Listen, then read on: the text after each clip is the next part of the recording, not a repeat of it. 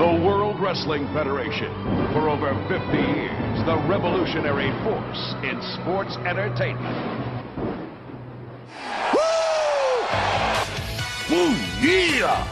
The best there is, the best there was, and the best there ever will be. Money isn't everything, it's the only thing. And everyone has a price for the $1 Million Man. Shove that control into a nosedive, Hulk Hogan. Will you stop? All right, let's go over to Sean Mooney. And what's he gonna do when Hulkamania destroy you? Oh, son of a bitch, it's Saturday, and you know what it means. It is time for the Retro Roundtable, episode 3. I'm your boy, Kinny Killa, and if it's a Saturday, you know I'm always kicking it with the cookie cutter podcaster himself, Mr. Michael Cook. Ooh, yeah. Ooh, yeah. Can't wait for this one. Oh my god, this one is gonna be one hell of a show, people. That's right. Now I know all you seconds out there, you may be wondering, okay, it's Saturday, but it's not Sunday. Why are these guys on? What's up with that? Well, I'll tell you what's up with that. It's Retro Roundtable, and what we usually do is this a once a month show that we put on where we go and review old 90s pay-per-views. Today, it is the turn of Summerslam 1991, where nuptials turn to napalm. Now, the guest today on the show, oh man, I had to bring this guy on because I just need all that Belmont banter I can get. That's right, it's James Belmont. Oh, what a rush! A rush for us, a bomb trip for you. Oh man, Belmont, I know you can't wait for this shit. Oh man, I've been so stoked for this ever since I bought those DVDs. You know what? Belmont is too legit to quit. This guy bought the tag DVDs and started watching the hell out of this pay-per-view. Yeah, watched it 2-3 times, I think. Yeah, same here. Michael, how many times you watch it? Oh, God. I think it was 3 or 4 times during the week. It's just one of those that it doesn't get old. It doesn't get old watching it. No, not at all. Oh, man. All right, so all you Segheads out there, make sure you can follow us on at Sunday Segue, the Segue spelled S-E-G-U-E. Please email us, the sundaysegue@gmail.com. Also, like us on Facebook, subscribe to our YouTube channel, rate us on iTunes. You can listen to us on Stitcher, Podomatic, Mixcloud, and don't forget to download that Double Twist player. Now, Cookie, how old were you when this was out? Well, August 9, but 10 that year. But yeah. But this pay-per-view, it was the first thing I ever saw, first pay-per-view ever. So, and it hooked me for life, basically. It's just a big one, man. It's a big one. Belmont, how old were you when this was out? 1. Jeez. Jeez. I was 6. You was 6? Yeah. All damn. Yeah, I was 6. The thing is, I don't know if a lot of people probably haven't seen what I look like unless you're obviously my friend on Facebook and so on and so on, or Sugs pushes out the old Twitter picture like of me looking off key. But yeah, I am a young, so I'm 28, but you know I still look good for my age. I'm not old, so it's all good. I'm 29 soon, but yeah, I was 6. So yeah, this pay-per-view, man, I remember it like at the back of my hand. So we're just gonna go into it right now. So hit it, McMahon. It's summertime, and the living is anything but easy, because it's time for Summerslam. The lovely Miss Elizabeth and the Macho Man Randy Savage request the honor of your presence at their wedding, where it will truly be a match made in heaven. And then nuptials turn to napalm in a match made in hell. Sergeant Slaughter, Colonel Mustafa, General Adnan, the Triangle of Terror square off against the red-hot combination of the Ultimate Warrior and Hulk Hogan. It's time for red-hot action. It's time for SummerSlam.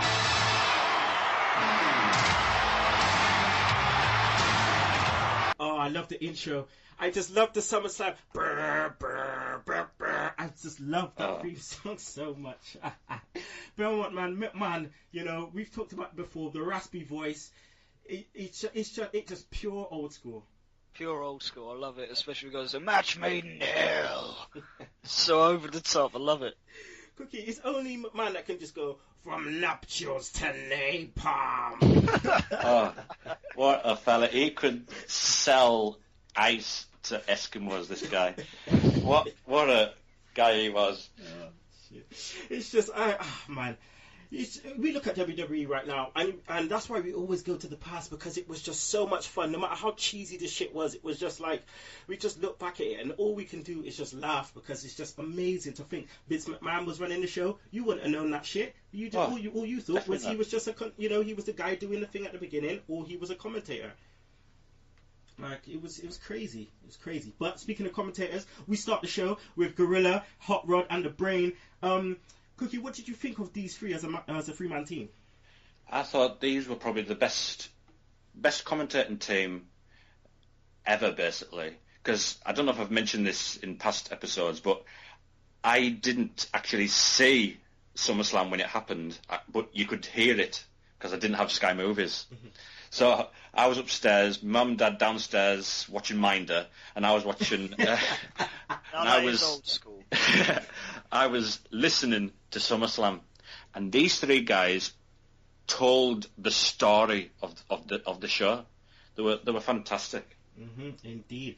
Now, Belmont, don't you just miss Brain and Gorilla? I mean, imagine if they were on commentary now.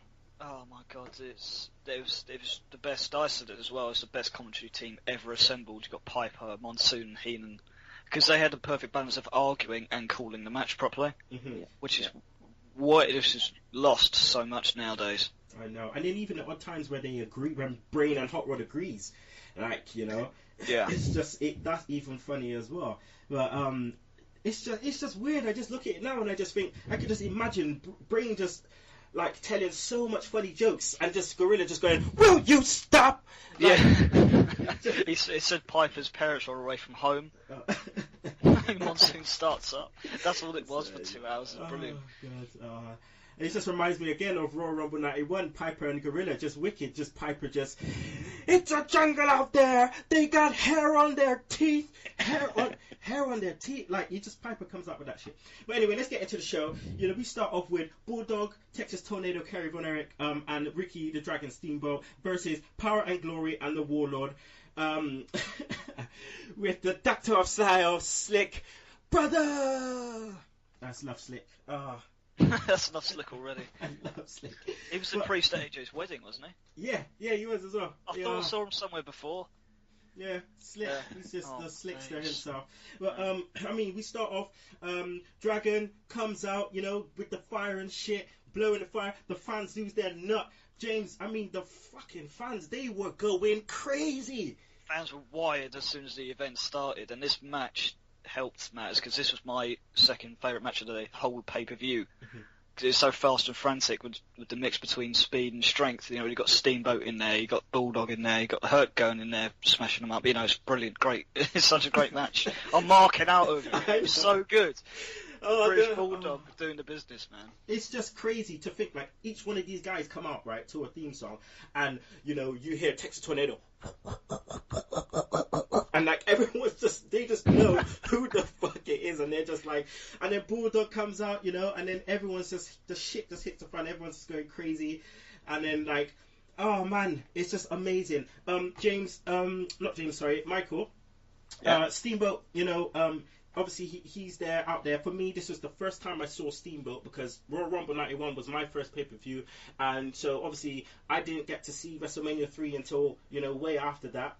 Yeah. So, skiing in with the fire and stuff and the costumes, it was nuts. But, Steamboat in the match, in the match, it was because he told this babyface story of him just getting his ass kicked. Oh, he was unbelievable at doing that. Especially when the Warlord was standing over him and he was just on his knees and he just, like, flimsily just tried to push him away. And Piper was thinking that he would push him even further. Push him further back, you'll be able to make the tag. The babyface of all-time Steamboat. I don't think he was ever heel. No, I don't know. Not Not that I can remember, not that I've researched, no. No. I don't know if it would have worked if he was here, but, you know, it would be interesting to see. And his arm drags, he looked as though he was lying down in mid-air the way he used to... Oh, he was fantastic. His arm drags, man. Something of beauty. Yeah. I'm dragging a beauty! But James, I mean, power and glory. This just spells it out. Power and glory. The most underrated tag team in the 90s. I swear down. These guys just... Right, their kayfabe punches look real as fuck. Like, Paul Roma, right? The way he was laying into Steamboat. Oh, I thought he was legit. He was hitting with live rounds at one point because I thought that's why Steamboat was so messed up. But then I worked out Steamboat was just selling it like a boss. Yeah, that tag team was. It shows big guys can do great tag team wrestling. Yeah, it was fantastic. So aggressive, and then you just bring in the Herc, the Jerry curl, just fucking spraying Soul Glow all over that shit, just knocking guys out. It was just amazing. It's just amazing. So we get the finish as well. You know, there was a little bit of a botch, it seemed, with the Bulldog. He didn't know what he wanted to do. Yeah, he power slams Paul Roma, and it's like, did he bang his head and he thought he was an actual dog? Because he was crawling towards...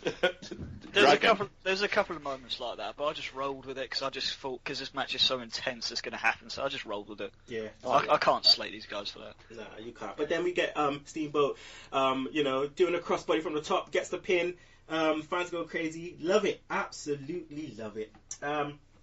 So then after that, we go to a promo with Mr. Perfect, you know, and the coach, which starts off, obviously, the Mr. Perfect versus Bret Hart in the IC title match. Now, I got a lot to talk about this match. Michael, the coach. What the fuck? When I saw seeing the coach and I didn't see Bobby, I was like, what the fuck is this? Yeah. When I first saw that, I didn't realise Bobby Heenan had anything to do with Mr. Perfect, but this coach guy, what has he got to do with Mr. Perfect? I mean, a year or two before he had the Genius as his manager, so Perfect, Genius, but the coach with his stupid whistle all the time. That's what I was going to ask you. I was going to say, who the hell is the coach? Like, he never said anything. No, just the damn whistle. Shut the hell up, man. But he had a stable like Mr. Perfect and the Beverly Brothers. He managed the Beverly Brothers before he left after SummerSlam. Yeah. I thought the Genius had the Beverly Brothers. No, in '92 it was the Genius. But at first it was Mr. Perfect and the Beverly Brothers. That's an odd combo. That is an odd combo. You learn something every day, goddammit. Oh man, but yeah, I mean, let's just get into the match. Belmont Perfect sold. Oh, he sold like a badass. This guy was just like crazy. And to think at that time he had a back injury as well. Yeah, he did the best he could to make Bret Hart look really good. But it was a great back and forth battle where Bret Hart would dominate and then Perfect would do something to cheat, and then he would dominate and it was back and forth all the time. It's really well done. Made Bret look really good and worth the title, you know. And the chemistry, it, like you said, it made like Bret was working his ass off for that title. It made it look like the IC title meant everything. Yeah, Perfect made him work for it. Let's put it like that. Oh man. Yeah. Cookie, you know, the technical aggressive match, it just like I did not expect it. I just did not expect that. But you know, at that time when I was watching it and then looking back at it now, you know, as a fan, as a mark, like just the technical side mixed in with the aggressive side, it was just wicked. Oh yeah, it's probably one of the best IC title matches ever, I'd say, and all credit to Mr. Perfect because he was in pain. And he just wanted to do this for Bret Hart. I think it's in Bret Hart's book that Mr. Perfect wanted to do this for him. So what a great performer. But do you not think some of the bumps he was doing where he would landed on his backs were unnecessary? Like getting thrown into the post and then he flips forward onto his back. Yeah. I thought, surely can't help. No, but he's just selling when he's just trying to make Bret Hart look, you know. but he was showcasing some sweet heel tactics because back then it was actually rules to break. Yeah. So Perfect looked like such a heel. He was so cool to see. It was a 5-star match, no doubt. I loved it. It surprised me. Like Hart, like in between the ropes, and Perfect is kicking him. Yeah. Balls shot, like. And then the typical Bret Hart thing, the sternum first into the turnbuckle every time. Like, this was a Bret Hart move, just like Flair obviously getting flipped over the ropes, like the sternum first, and he took that like a boss, Cookie. Oh God, yeah. I'm sure he didn't. Piper said the ring moved, like, or something. Or yeah, the ring moved like 2 inches or something. Yeah. There was a little bit, botches, where both of them kind of dropped off the top. That I didn't get that. But the bit I loved, Belmont, was when Perfect was pie facing Hebner, like he just like in his face, like full on. Yeah, well, Monsoon got me with a bit of gold as well, because Perfect runs up and kicks Bret Hart in the gut when he's on the ground and goes, "Oh, it's a 53-yard field goal right there." Oh, don't even get me started on Monsoon. Like, right in the bread basket, or just stuff like that. Always makes you crack up. I love Monsoon. Monsoon, like, right, this is how technical he is. He's Perfect's giving Hart just normal chops, and Monsoon comes with reverse knife edge and a beauty. And a beauty. A reverse knife edge. Oh shit! But Heenan, right? As we go on through the pay-per-view, there's going to be obviously the Heenan lines of the matches. Now, Heenan line for me was, why Stu and Helen were concerned? Because they snuck into the building, worried about getting caught by the usher. Will you stop? But could Stu Hart look any less interested in the match when it kept cutting to him in the camera? Oh my God! He looked so just bored. But as obviously more episodes go on, we'll be talking about Stu Hart and Bobby Heenan taking a piss. But getting to the end of the match, we seen Perfect, giving a nut shot a couple times, and then he given the final nut shot. Bret caught it, tangled up his legs into the sharpshooter. I swear Hebner shouted for the bell before even Perfect could even shake his head. Before he even tapped, he was ringing for the bell. Oh, man, Getting practicing for 97, obviously. Yeah. Never forget that blonde curly hair just shaking his head like that. So Bret Hart wins, pulls Perfect's like fucking costume off of his bloody back. Well, that was a good way of getting rid of Mr. Perfect as well, because he was gone till November when he joined Ric Flair. Yeah. Just like take a memento, you've beaten the champion sort of thing. I've beaten you. It's just like passing the torch. Beating perfection, you might as well take a souvenir. Yeah. But then the end of the match, Lord Alfred Hayes, oh what a beast. He comes in, he goes, "The family are elated. They're elated right now. I want to see." You can see Stu Hart, he's got tears in his eyes. Stu! And he's like getting his attention. And he brings him over. He's like, "Stu, just say some words." And Stu just goes, and then Alfred Hayes lost for words.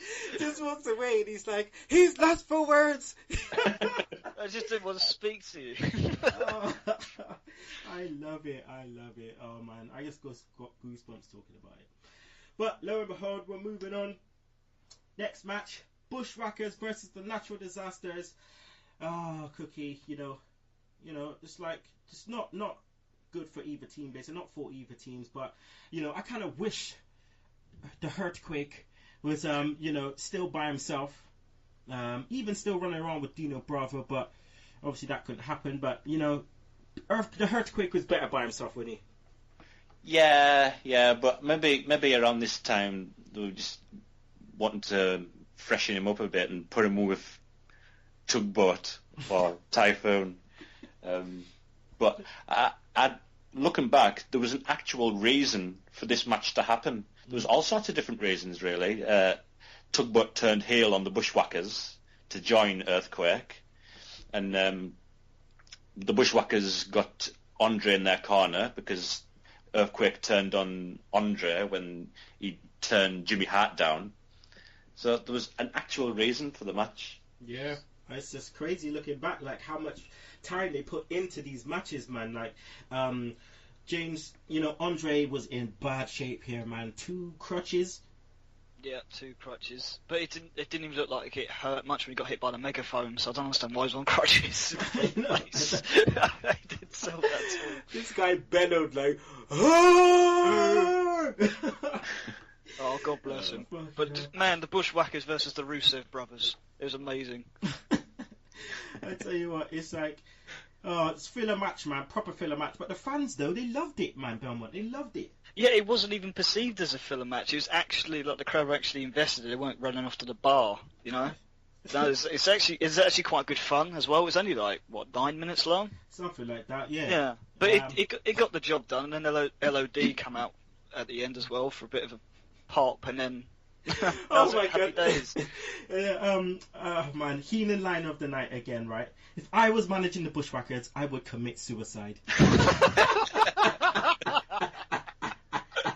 I would splicey that shit in, but there's no point because it just says it itself.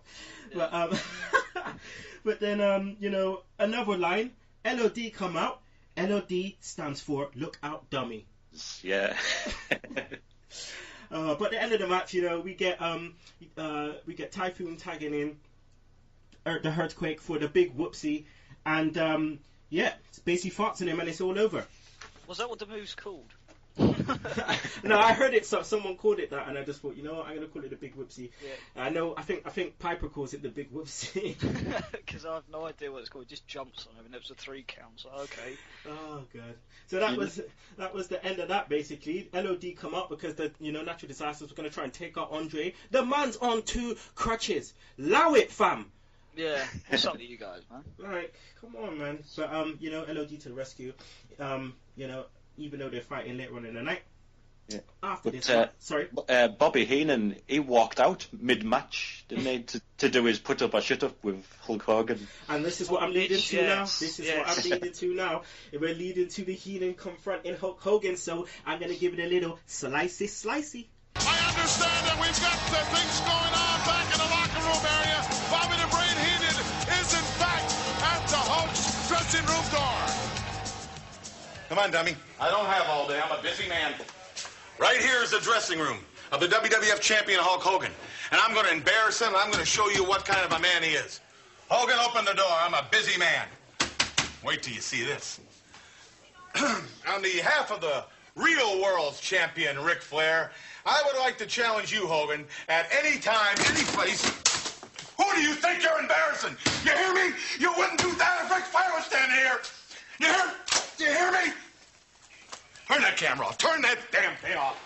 Oh, I love it. That's not the first floor. He's not slammed in his face. That's why he ain't married. I tell you what, Heenan, man, he does not fuck about. On behalf of the real world's champion, Ric Flair, and he just shut the door. Shut the door. He drops the belt as well. Why I order?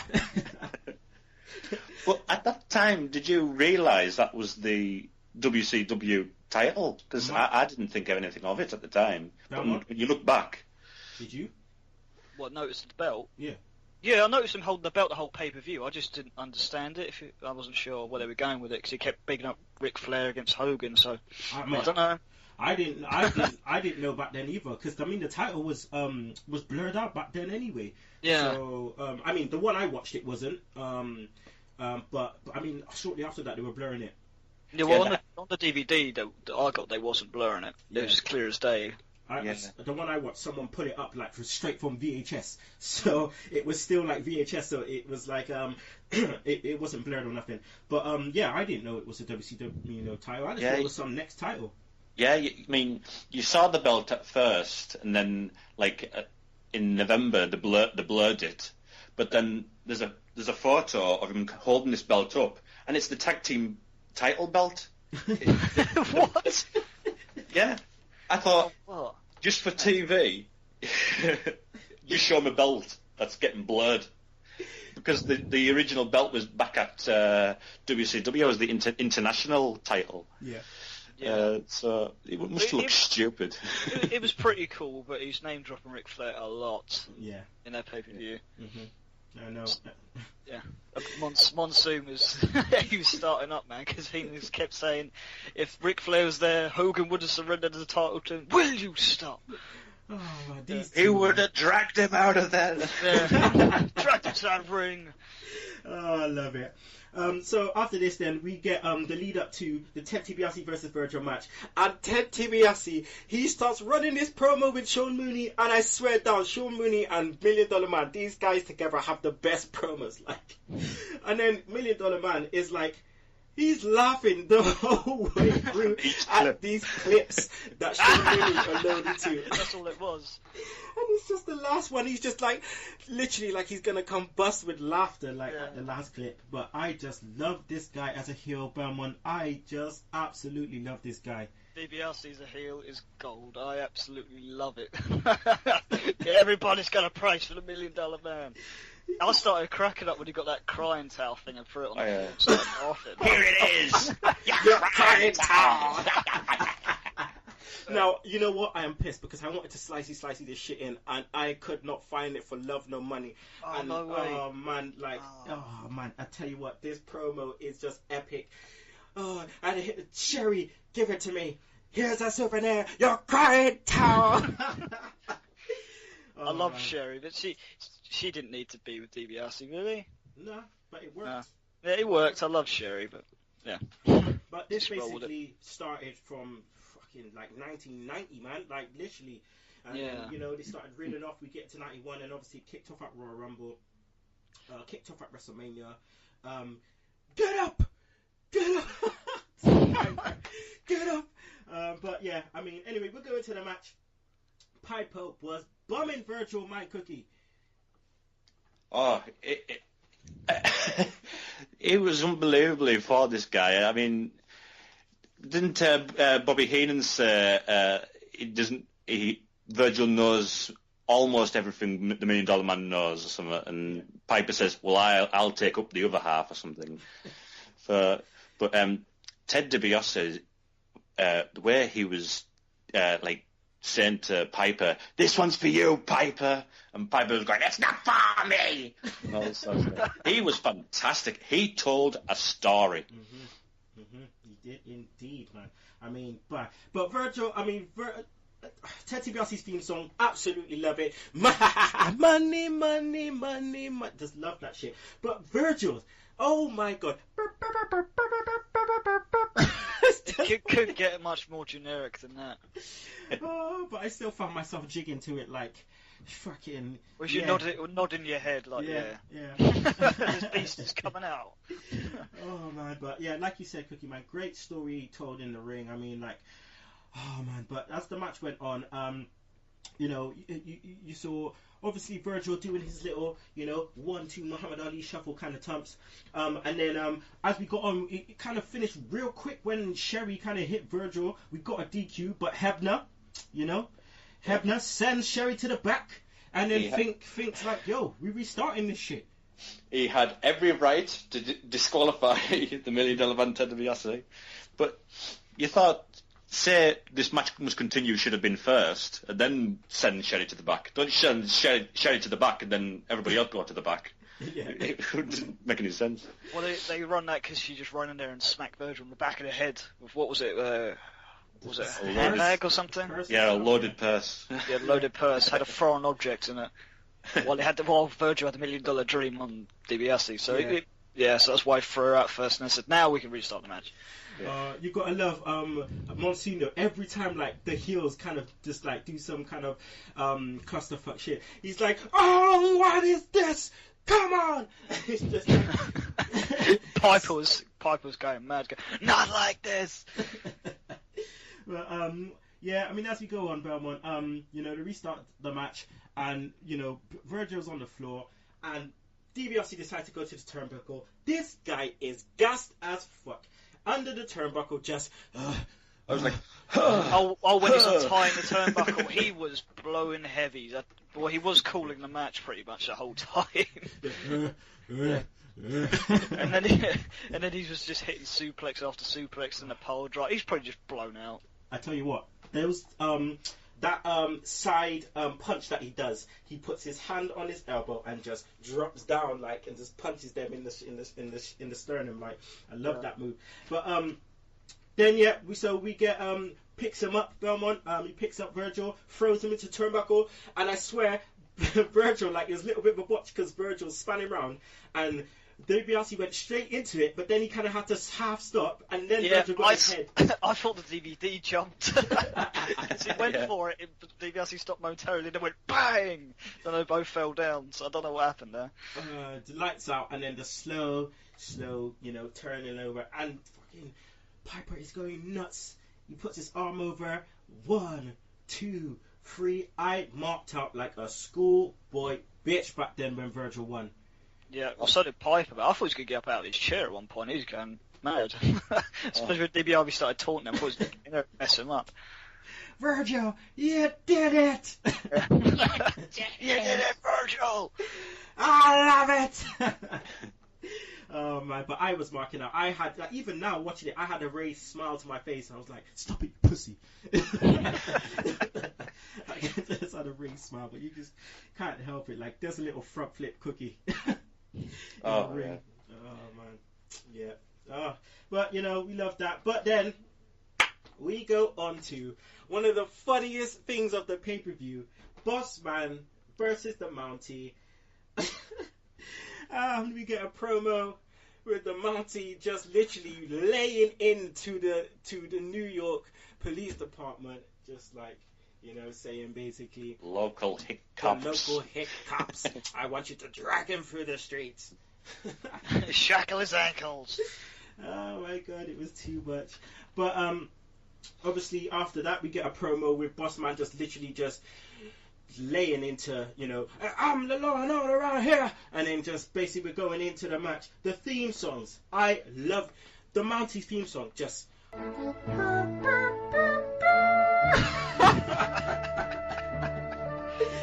just generic, just horns. That's right, I am spicy in this in as we're talking, but it's just like and then on the other hand, Belmont, you get like Bossman.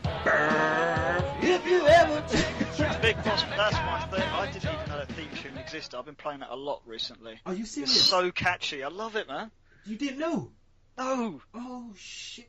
I only knew the Bossman from 97, like 67. Yeah, that one. When he's wearing black. The shield. The blue shield. But this one, Bossman was a boss even back here in 91. Mm-hmm. Super over the fans, like. Yeah. As soon as they hear, if you ever, that's it. They just, they're up. They're running. They're oh man, but we go to the match. But Cookie, this match was booked kind of simple, with the main bits being like the aftermath. We had loads of kind of like single spots, like the Alabama Slam, the Mountie doing the power driver, sorry. It's like loads of single spots that really kind of stood, but it was the overall jailhouse kind of stipulation which made the match, didn't it? Oh yeah, it was just a simple match, nothing major. It was just Bobby Heenan saying he's going to get some Bossman some cigarettes to what is it, bribe the screws or something like that. It's hard because you watch the match, but you're also like trying to take notes of what they're on the commentary saying, because they're saying some funny stuff. But Belmont, what did you think of the match though? It was alright. It was good fun. It was just a knockdown, drag-out match. It was nothing spectacular. It was only after the Bossman wins that the real fun began. Mm-hmm. Yeah. Where he gets carted off, and they kept cutting back to the prison where they're taking his fingerprints and stuff, just trying to run away. And then then in the cell, that guy goes up to him and says, "Don't you like how leather feels up against your skin?" He's going, "No, Olivia."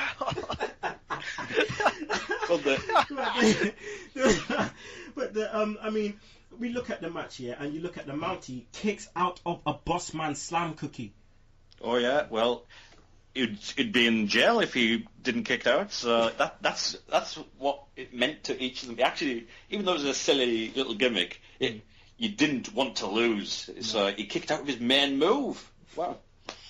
And then the paddy wagon. You ever heard that term? No. I've never heard that term. No.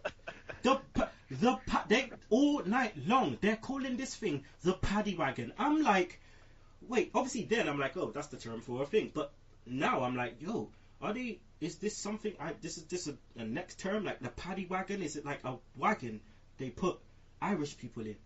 Like, the paddy wagon. I was just like, alright, like, what the hell is this? But man, all night they're just swearing gospel on this paddy wagon, like. But, I mean, yeah, so Bossman wins with an Alabama slam. A crazy Alabama slam.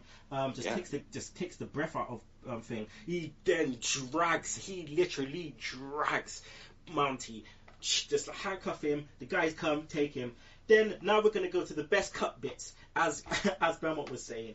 The Mountie is taken to jail, and I am just going to splicey, just up this shit, just slice and dice right now. To me. You can't do this to me! You know who I am? Come on. You can't do this to me! Oh! You can't do that! Oh! You stop, you stupid! You know who I am? I'm the Mountie! Oh! Well, stop it! We speak the same language! Let me show you! You have the right to remain silent! Oh! You have the right to return it! Anything you say, wow, will be held against you in my court of law! We're the same! You're local hip hop! And I'm the Mountie! I am the Mountie! Mountie is just like, no! You can't do this to me! Do you know who I am? Stupid! Do you know who I am? I am the Mountie! Oh man, oh my god, it's just too much. Like, you're hurting me! when they wouldn't let him take their picture, he goes, No! You're not taking my picture! No! You're not taking my picture! So I guess the boss man kicked your butt, huh? What? No! You don't take that picture!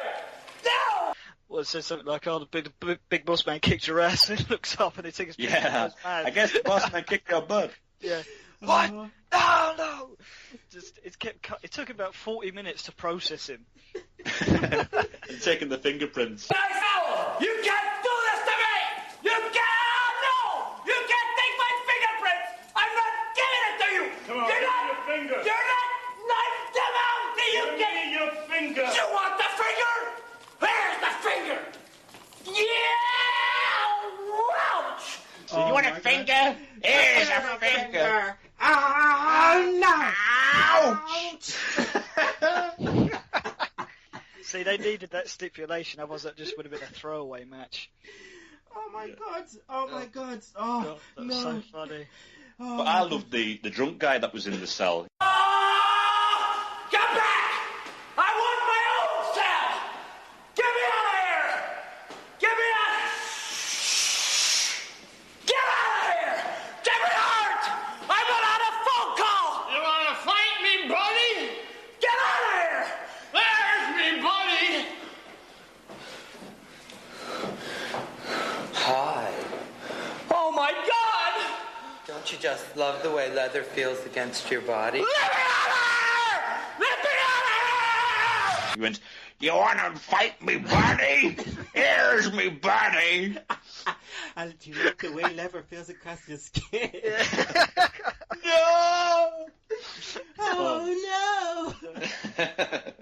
Oh my god! Oh, yes, people, I did splicey up that shit. You had to hear it. You had to hear it. Belmont, man, what you saying? I'm trying to catch my breath. Well, I'll tell you what, we're catching up. We're going to go to a break right now, man. Yeah. We're going to go to a break, but we'll be back with the Nasty Boys. They're going to nasticize ya versus NOD. IRS versus Greg the Drunk Hammer Valentine. And then we get the main event, Warrior and Hogan versus the Triangle of Terror, plus the obviously the match made in heaven. And all your other bits and nooks and crannies. So don't you worry, we'll be back in a sec. Oh, my head.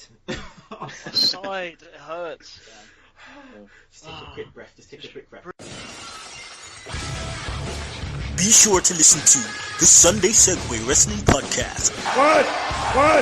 Every Sunday with Kinny Killa and the Galdem Sugar Sugs. Yes! With all the news, views, and laughter that you want. They like jet airplanes. They like long limousines. Every Sunday, the Sunday Segue Wrestling Podcast. Podcast on Podomatic, iTunes, and YouTube. So why don't you choke on that, slap nut? And we're back, people. That's right, it's the Retro Roundtable presented by the Sunday Segue Wrestling Podcast. It's episode 3. I'm your boy, Kinny Killa. And oh, son of a bitch, I've got the Cookie Cutter Podcast himself, Mr. Michael Cook. And I have Belmont Banter himself, Mr. James Belmont. So, we're going to get back into these things, guys. Now, we're going to go into the Nasty Boys versus LOD. Funny ass promo before we get to it, you know. But yeah, hell ho, we're going to the match. Now, were you surprised, Cookie? You know, because I was quite surprised that, you know, we got quite a fast-paced match. Yeah, I mean, you wouldn't think it with these two teams because the big, like, the Nasty Boys are like the brawling type people, and so Legion of Doom. So it was a real quick match. Belmont, come on, the promo by LOD. By the time we finish with you, you're gonna be the Bastard Boys. And all the Hawker form. Oh god. Great promo. Yeah. Great promos before. That's throughout the whole night. Every promo before the matches were great. Yeah, Yeah. shouting at you in the screen. Like, Just raging. yeah. Like, Yeah. I swear down, it looks like Hulk's gonna have a heart attack. The way his veins is just coming out of his head, like, oh jeez. But all right, Belmont, answer me this: did you even know this was a no DQ match?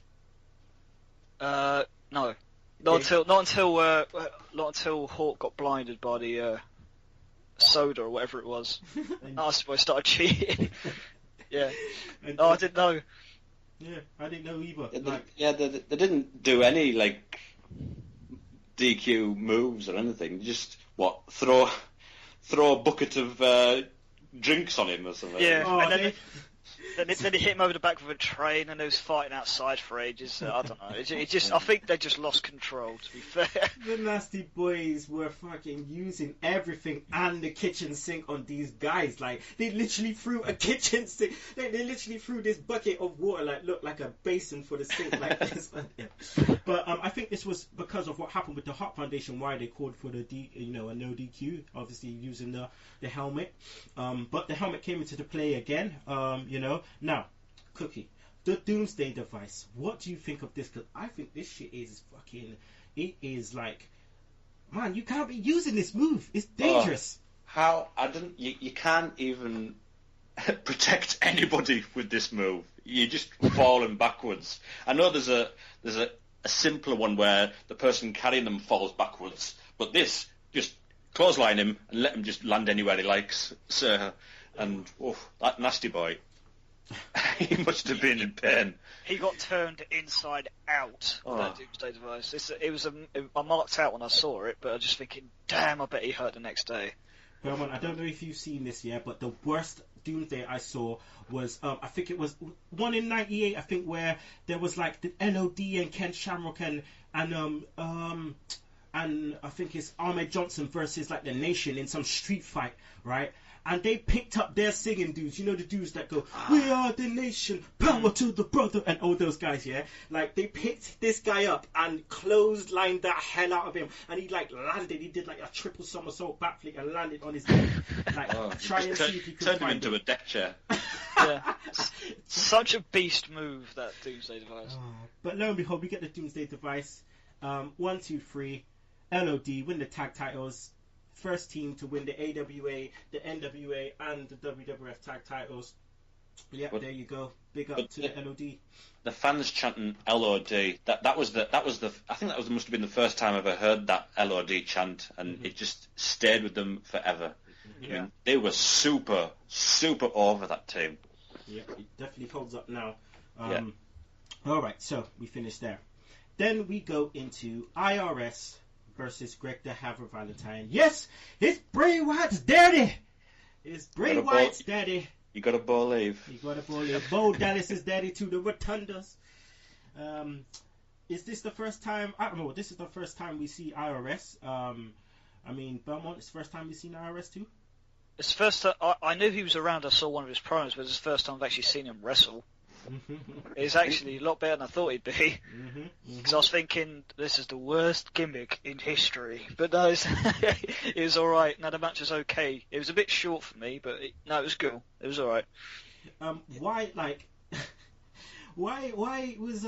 does this guy always use an abdominal stretch, Cookie? Every time I see him, he uses an abdominal stretch. I never understood that. Like, usually, when it's a job gimmick, like he's a taxman, there should be some sort of move he does that would. I think his clothesline was like the write-off or something, so for the taxes. But I didn't understand the abdominal stretch. Oh yeah, I forgot about the clothesline. That clothesline was alright, man. I remember when he used to do it to the Jobbers and Superstars, they used to like flip inside out and make it look like devastating, as Kerry Von Erich used to say. But yeah, the match though was filler, obviously, because Greta Valentine's in it, Belmont. But the tie. What do you think of his get-up? The tie and shirt. Oh, what, the Iris is pretty sharp. Yeah. He's wearing like a full suit. Where like the trousers and shoes as well. Braces and everything. Braces. How hard must that be to wrestle in that stuff? Oh yeah, imagine it's like tools for the heels. For the faces, just drag his ass up. Yeah. Yeah. Well, Bobby Heenan always used to say, he's standing on his tongue. And then Monsoon used to reply with, "Well, he shouldn't be wearing a tie then."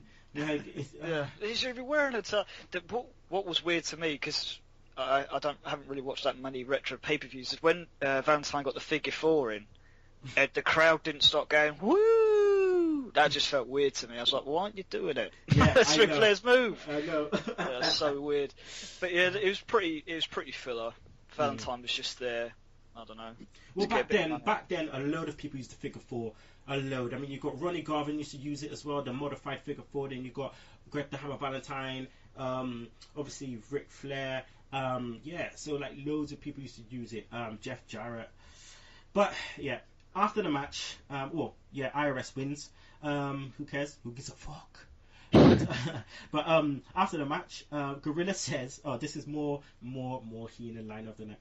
So after the match, Gorilla says, "Next is the match made in hell," and Heenan goes, "What? The wedding's next?" Will you stop? Oh man. So yeah, he's right. Next is Warrior and Hogan versus the Triangle of Terror. Now we get a promo by Hogan and Warrior. So slicey dicey. With me right now, the Ultimate Warrior, Hulk Hogan. Tonight, gentlemen, the match made in hell as you face Sergeant Slaughter and company, the Triangle of Terror. Well, you know something, Mean Gene? The battleground of Madison Square Garden is the only appropriate place for the match made in hell to happen, brother.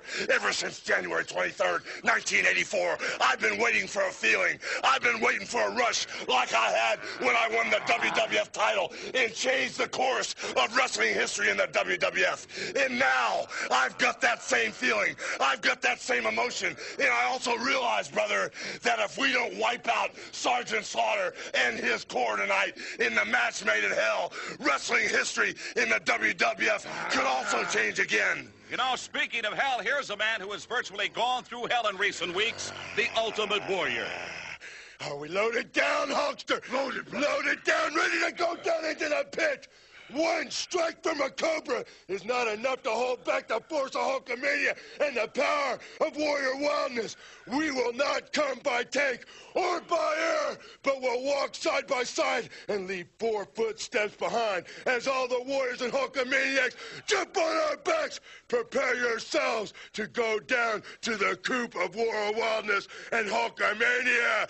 Hulk Hogan and the Ultimate Warrior walk in this battle to leave as we walk in as the same. We've got momentum, Mean Gene. The bite from the Cobra. Don't you realize, Sergeant Slaughter, the toxins most mortal men can't handle. Just inspired. Just put more gas on the fire of the Warriors. And all the little Hulkamaniacs know that tonight is just as important as hanging on to the WWF title. Sergeant Slaughter, you and your corps are doomed, brother.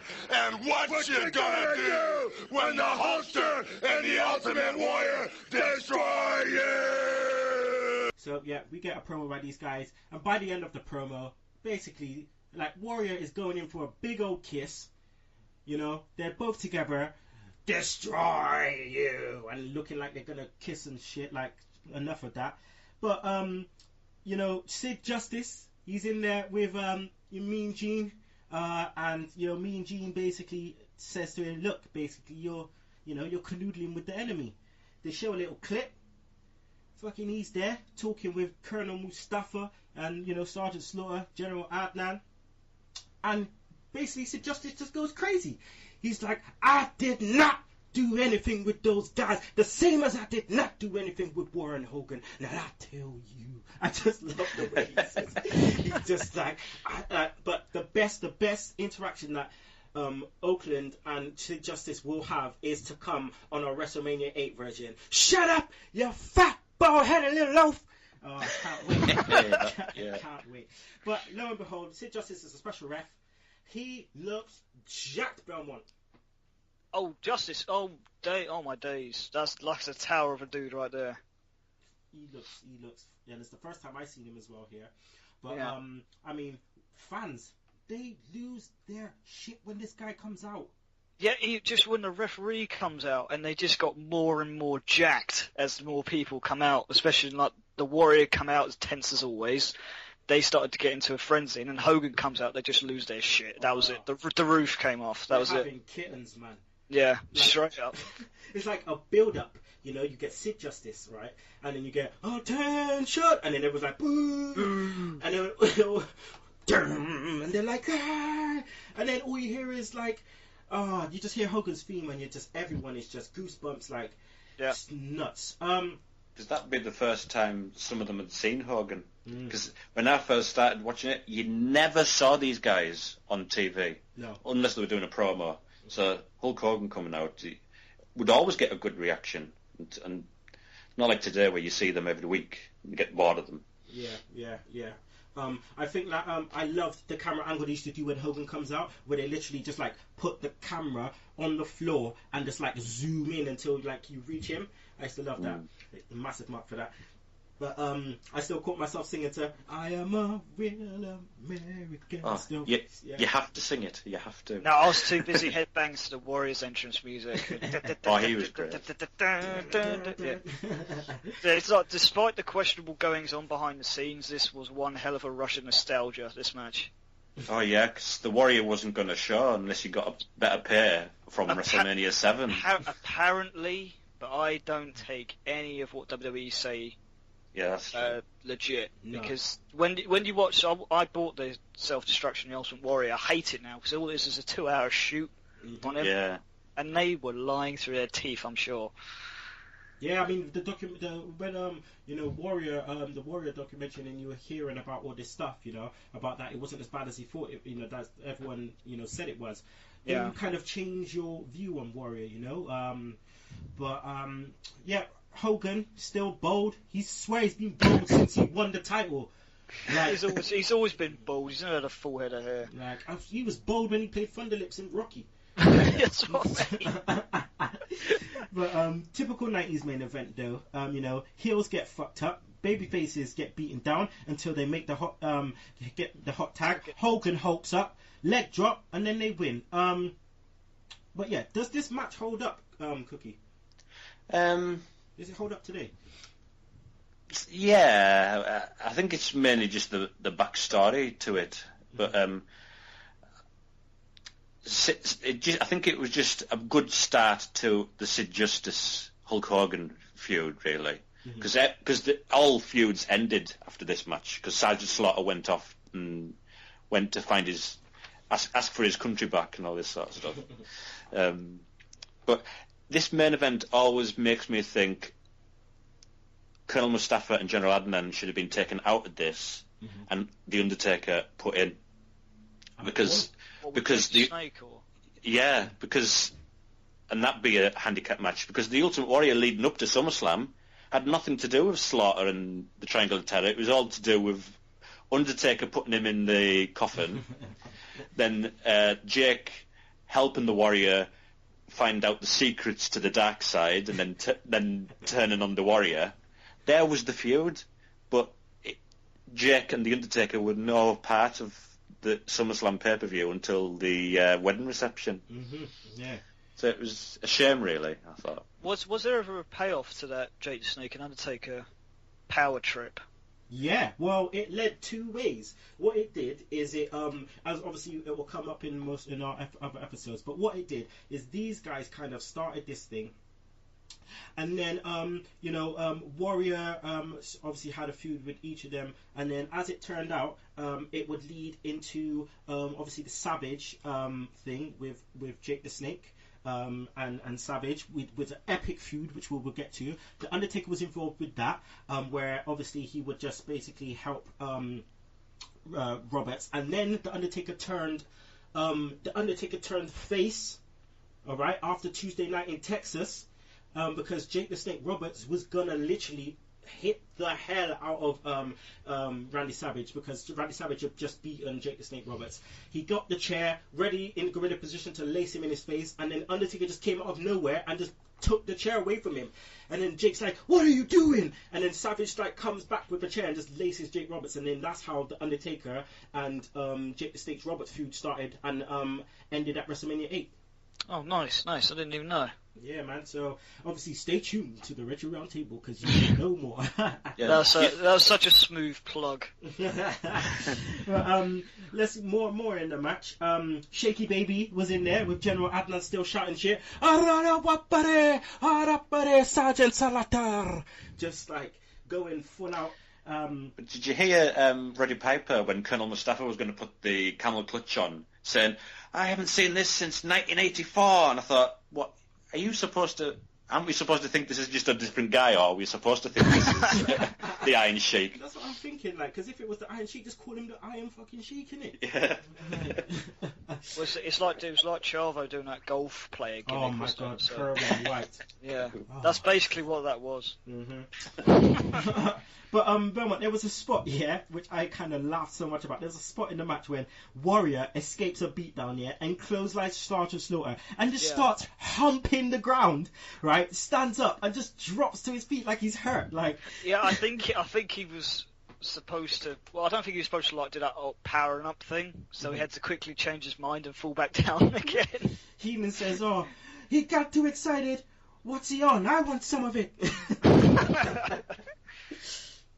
Yeah. Well, I was just thinking, how much did Adnan use the back rake? Did you guys notice this? Oh man, yeah. Well, it's because he couldn't do anything else. He couldn't do suplexes or anything. Nothing. That was the move of the 90s. An atomic drop, right, or a back rake. Back rake, and he was using it a lot. Mm-hmm. Indeed. Ooh. That's the one move of General Adnan, because you didn't see him doing nothing else. No. But let's get to the finish. As we finish, when Warrior chases Adnan and Mustafa, aka Iron Sheik, with a chair, and, fucking Hogan uses powder to get the win. Fucking heel movements. That's alright, it's Hogan, they can let it slide. Where did he get the powder from? He got it from in his tights. Oh, did he get it from his tights? Because I saw it was like, it cut to Warrior chasing him down the aisleway with the chair, and then you just see this massive white cloud in the ring. Right, go back, but it might be your version that you watched, but on the video version, just before they cut to that, Hogan, because Hogan is just, what did he do? I think he just kicked. He just got hit the big boot after the 3 right hands. Yeah. So then, what he did, he did the twirling his hand to the crowd, and then went his hand down his tights, and then they just cut to the Warrior chasing thing, and then you just see the powder. But yeah man, heel movements. Heel move, man. But it wasn't a heel turn. This is how good it was. And then Monsoon was just like, "Oh, the powder, and it's 1, 2, 3. What? And the powder." Like it was a Greco-Roman powder move. And then Heenan's like, "Where did he get the powder from?" Like, oh god. I don't know. Back then, I think wrestlers were having a lot of Colombian sugar. Maybe he just had some left over. Yep, granny now. All right, now we get to the match made in heaven. We get to Savage. Oh my god, Savage proposes. All right, now. This is just time for a quick slicey before we fucking start tearing into this shit. Elizabeth, I love you. He's getting there, folks. He's building up his courage. I think maybe he's going to ask her. What's that? Look at that. Hot rock. I got to help him. Get down on your knees. Yes.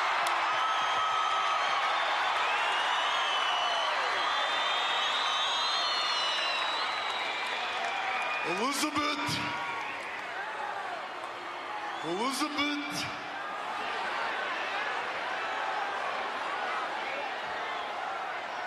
Will you marry me? We don't have an answer. We don't have an answer. He did it, he asked her. What about it, Miss Elizabeth? Elizabeth?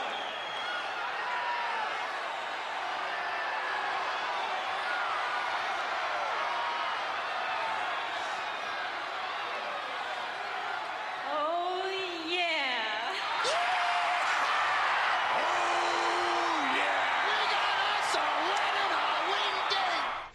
Oh my God. What a proposal. We just get Elizabeth. Oh. Elizabeth. I love you. It's too much. It's too much. I thought Piper was funny on this as well when he said, "Let me help. Get down on your knees." I thought, how's he going to hear you from the back?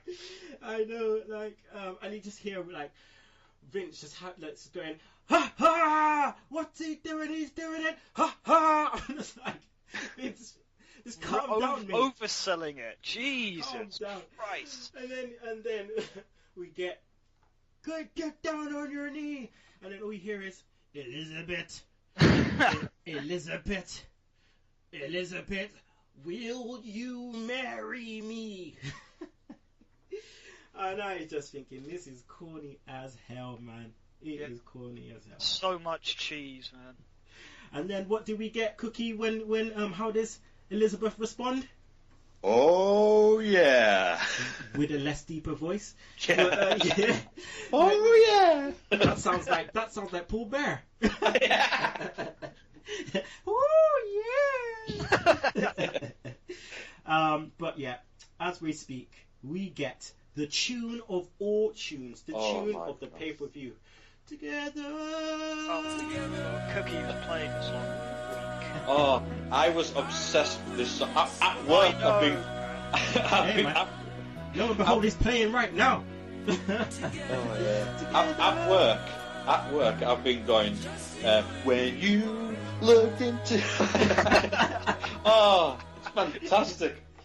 Oh, man, but did you know, though, that song was sung again at Stephanie McMahon and Test's wedding before Triple H came out? Yeah, you reminded me, man. Yeah. Really? Mm. Yeah, but it was actually the singers sung it live. Yeah. And it was just funny seeing Stephanie's like swooning face and Vince McMahon looking all happy and all that before Triple H would eventually come out and reveal the footage. Oh, it's great. It's great. Oh man. All right. Well, we're not going to talk about the actual wedding because that was piss boring. But we'll talk about the end. You know. Bobby Heenan was funny on this though. When the girl was throwing the petals, you went, little bug. And Piper was going, Heenan, I'm gonna slap you. Heenan was just class the whole night, man. And the loud boy, the midget, they've hired a midget for the wedding. Oh, yes. Oh my God, it's just classic 90s. But at the end, you know, Coliseum video. The exclusive, exclusive footage. Yeah. Lord Alfred Hayes, you know. Jake and Undertaker become wedding crashers and put a snake in the present, Cookie, and you know, just lay out Savage and set up, you know, one of the best feuds ever. Oh, absolutely. I mean, this was shown on Superstars a week later because it just ended with the wedding, and there was a mayhem at the wedding reception, exclusive footage later tonight, and I wonder how they filmed that wedding reception, because it looked as though the way it was edited, you'd think it was going on all night, but you would have thought it was genuine reception. Yeah, that was really well done. I really enjoyed it. The Macho Man getting a blender. It's going, go blender. Yeah, ooh, a blender. Oh, a blender. Oh man! But then Belmont, we get Sid Justice to the rescue. Puffy power. with a trendy red shirt on. And just like two buttons unbuttoned and just like this white chair. Like, no gimmick. About to just raise hell. I don't even know if he's supposed to be in that segment. I think he just joined in. I know, just come from around the corner like. It just getting changed. Thought, do you know what? Let's get in on this. It reminded me of that WCW segment when what's his name, the Shockmaster came and just Sid Justice is there, and you're just like, yo, what? Where did you come from, blood? Every time I hear Shockmaster, I just laugh. Because the way he fell through that wall. Crashes through the wall. Yeah. British Bulldog. He bloody fell over. A sip of juice for the tugboat. Oh man. But yeah, that's the end of the pay-per-view, guys. So we're gonna go to our pay-per-view rating right now. So Cookie, what'd you give it out of 10, man? Just because it's the first one, and I think it's my favourite SummerSlam of all time, I'm gonna go daft and go 10 out of 10. Oh, I loved it. Yeah, man. I like that, man. You have to stay true, just like I did with the Royal Rumble. You have to do it, man. Belmont. I'm going to give it a 9. Ooh. Why? I don't know, just a couple of the filler matches kind of slowed the pace down the pay-per-view a little bit. But the rest of it was absolutely brilliant. I absolutely loved it. Great, man. All right, so, match of the night. So, Cookie, what's your match of the night? I'll say Bret Hart versus Mr. Perfect, because Mr. Perfect did the honours for a future WWE champion, and great match. Was that yours, Belmont, or did you have a different one? I was so torn, because I was going to say either the 6-man tag at the beginning or the main event. I'm going to go with the main event just because I'm an Ultimate Warrior mark, so I'm just going to go with the main event. Okay, the main event. Yeah. And now we're going to go to wrestler of the pay-per-view. So, Belmont, who's your wrestler of the pay-per-view? Oh, Jesus. I'm going to... this is so hard, man. I know. I'm going to go for... I'm going to... Oh, no. Yeah, I'm going to go for Perfect. Okay. Just for doing a brilliant job for Bret Hart. He's commendable, man, definitely. Yeah. Cookie, yours. Yeah, this is tough, because you could say the Mountie just for making you laugh all the time. But like Royal Rumble, I'm going to say Macho Man, because he just, it was the reason he main evented a pay-per-view and it wasn't a match. So I'm going to say Macho Man. Only the Macho Man could do that. You know that. Oh yeah, absolutely. Alright people, now it is time for Cookie's Top 10, and today, Cookie, what do you have for us?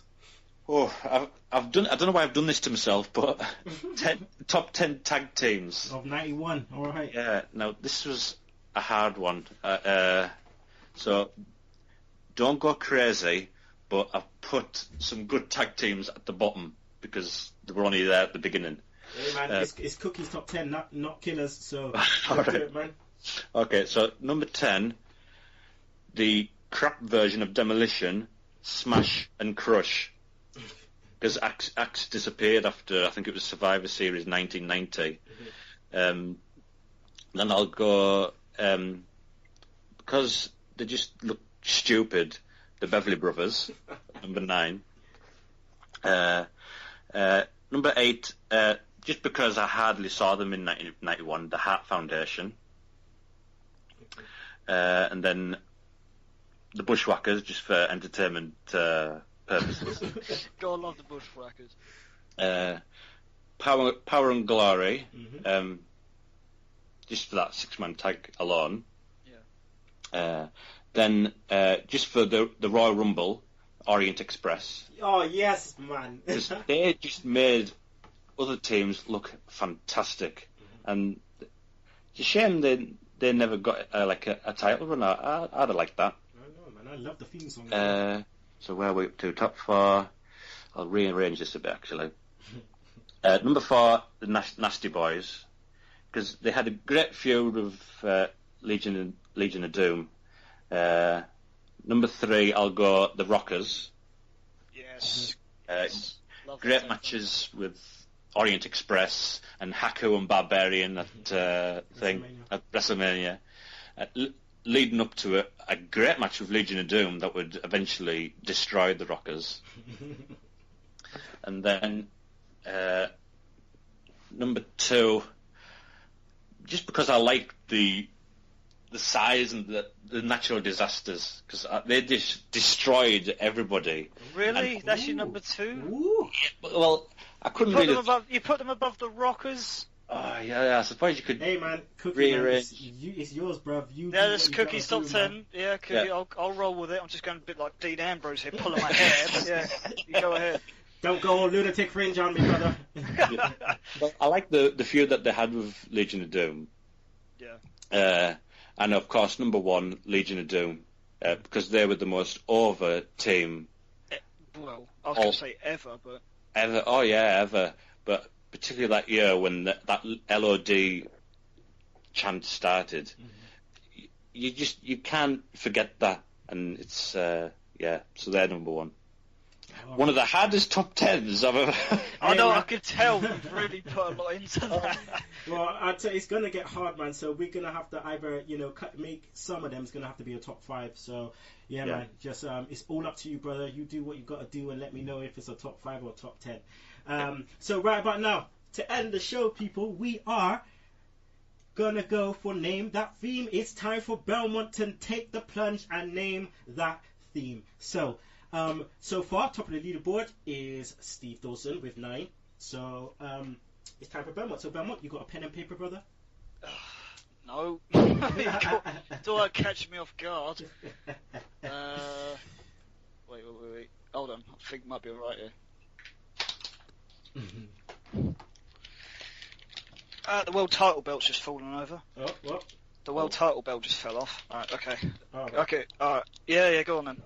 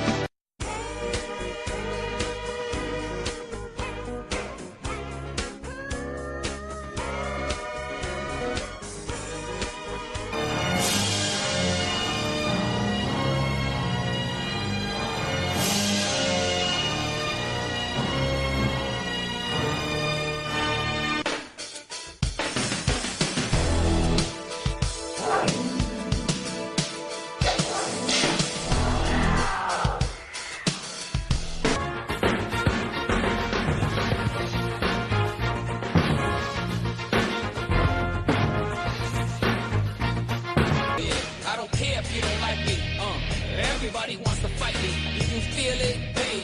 Oye, lo claro, I ain't the one you wanna meet. Hay nada más caliente, I'm too hot for you. Yo, Latino heat. Ain't no stopping me, no! You can't rock with me, no stopping. You can't rock with me, no stopping. You can't rock with me, good dropping. Ain't no stopping. Alright, there you have it. You got them down? I was getting so annoyed because of that second theme. I didn't recognise it. I just can't remember the Alright, name. let's go through it. Alright, so, number 1. I don't know. I can tell. Okay, number 2. God, what was it? Sorry, number 1 was Smoking Guns. I knew it was something like that. I just didn't put it down. What was like Bart and Gun and... Yeah. Number 2.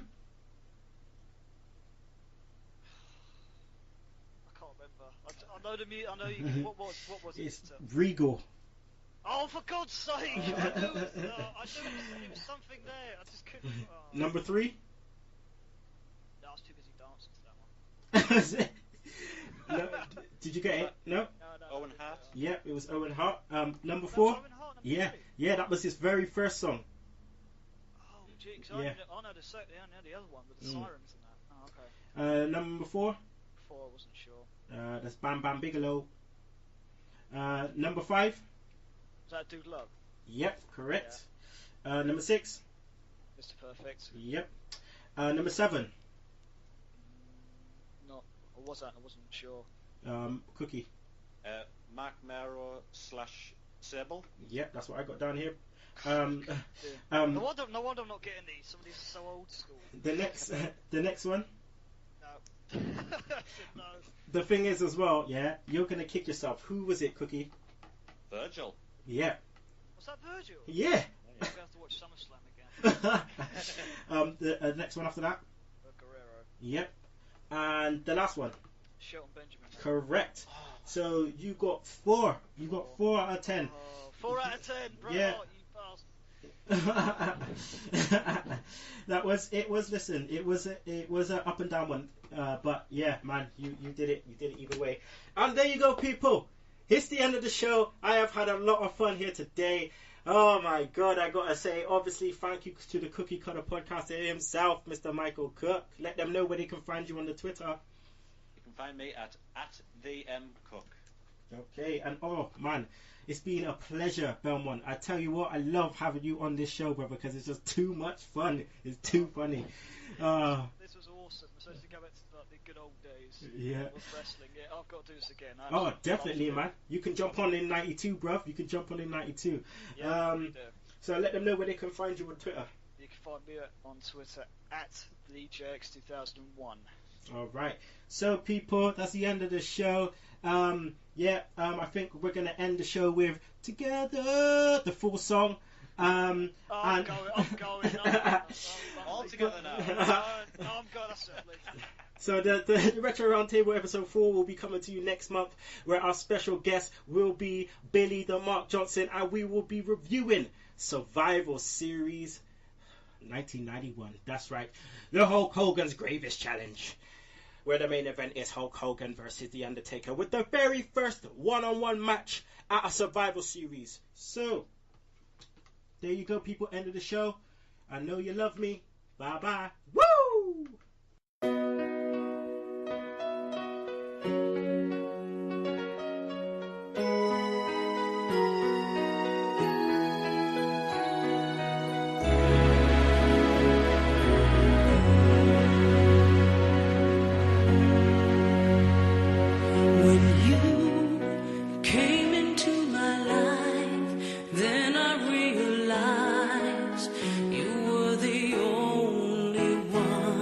When you